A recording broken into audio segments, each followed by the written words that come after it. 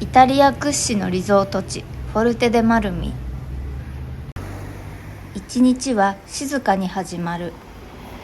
中心街から少し歩いた先、観光客の姿はほとんどない。けれど店の中はにぎわっている。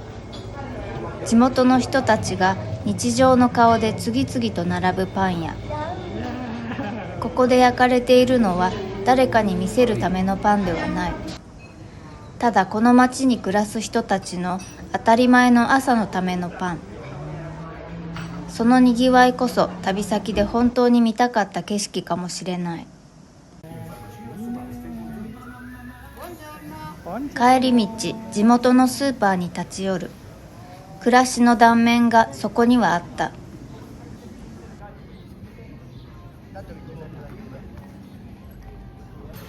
街の中心に戻ると風景は一変する。おしゃれなカフェでくつろぐ人々。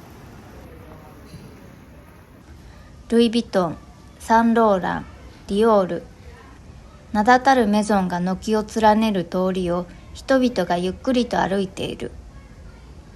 パン屋のにぎわいとは対照的に街全体は静かだった。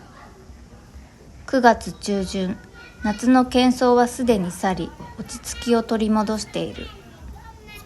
歩いているのは観光客というより、この町に暮らす人、あるいは別荘に折々訪れる人たちなのだろう。急ぐ人は誰もいない。街並みは清潔で、歩いているだけで気分が上がるようなおしゃれな景色が続く。別荘地からフォルテ・デ・マルミの中心街まで歩いていくには少し遠い。車が通れる幹線道路は限られていて、代わりによく見かけたのは自転車だった。この街では自転車での移動がごく当たり前のことなのだろう。正直に言うと、ここへたどり着くまでは簡単ではなかった。電車とバスを乗り継ぎ、なんとかこの町に着いた。けれど、この道のりで来る人はきっとほとんどいない。歩いてみても街中にスーパーは見当たらず、泊まれるホテルもエアビーも驚くほど少ない。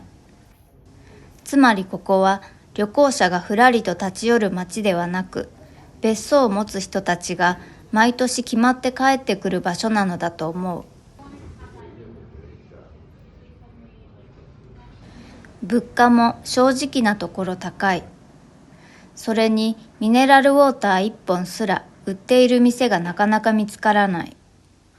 生活の匂いがこの街にはほとんどしない。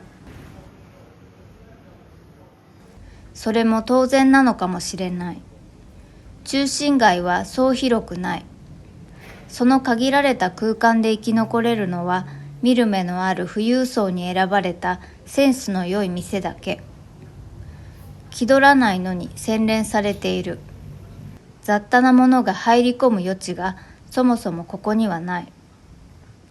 だとすれば、この街の治安の良さも偶然ではないのだろう。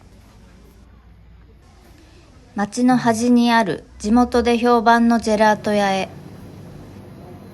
見た目はどこにでもあるようなジェラート屋。特別おしゃれなわけでもない。けれど味は確かだった。ここもまた舌の肥えた客たちを満足させてきた店なのだと思う。街を抜け海へと歩いていく。その途中にあるのが老舗デリのペック。1883年、ミラノで生まれた名店で、この町にも店を構えている。チーズの棚、ワインの壁、量り売りの惣菜。ミラノの舌の肥えた人々を100年以上満足させてきた味が、この海辺の町にもそのまま息づいている。ここでもまたフォルテ・デ・マルミらしさを見た気がした。本物だけが選ばれて残っていく街。イタリコ通りにはビーチクラブが軒を連ねている。昼食は人気のバニョマルゲリータへ。あら、ここ。バニョとは有料の海水浴施設。デッキやシャワーだけでなく、レストランやバール、時にはプールがついているところもある。海辺のレストランでいただく昼食は想像をはるかに超えていた。本格的で繊細で素材の力を感じさせる料理。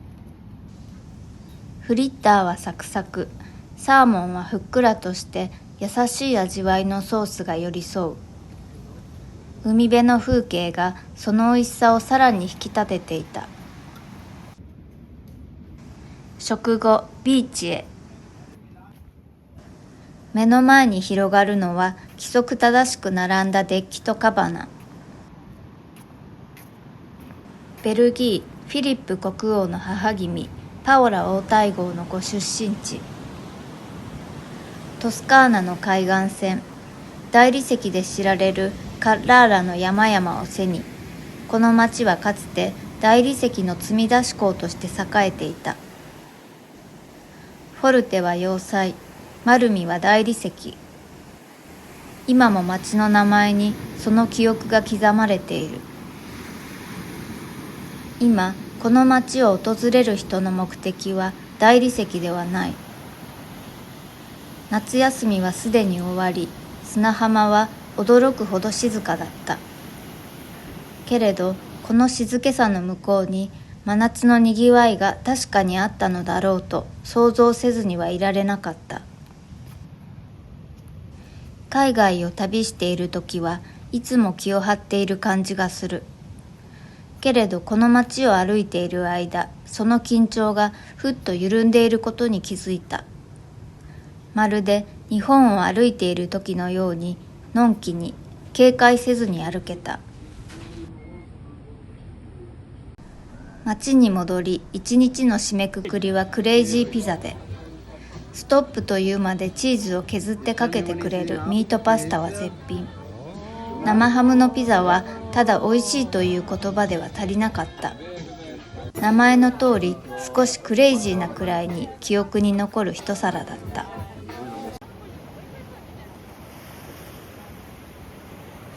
気張らずいいものに囲まれて生きる人たち。それがこの町の日常だった。もし別荘を持てるなら、私もフォルテ・デ・マルミがいい。